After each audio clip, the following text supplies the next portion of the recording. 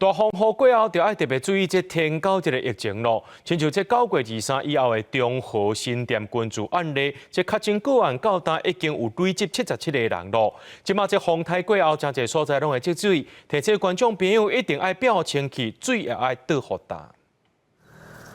风台过后，新北市中和区的民众赶紧把积水扫好清气。根据疾管署的统计，自9月以来，敢若中和新店的群聚个案就已经累积77个个案，其中中和新店是台湾目前提高率上严重的所在。伫咧风台过后，嘛是防疫的重点。记者伫咧新北市中和区会当看到，大家拢赶紧趁好天来做这个清除的工作，因为台湾提高的疫情是愈来愈严重，加伫顶礼拜就7个提高的疫情，若中和区是上界严重的所在，加中和区就4个人来确诊。为着要预防提高的继续传，新北市环保局表示，因逐礼拜拢有针对较严重的地区喷药啊来防治。民讲是中和那边的，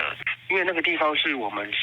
比较高风险区域，大概那个不用台风，每个礼拜都会至少消毒一次。专家表示，提高率因为气候暖化，渐渐一定无咧分季节，另外因为这几档外国的提高率嘛是愈来愈严重。专家建议政府做好废水降测，才会当确实分析台湾目前的提高率是不是带病入境。因为我们现在到国外旅游的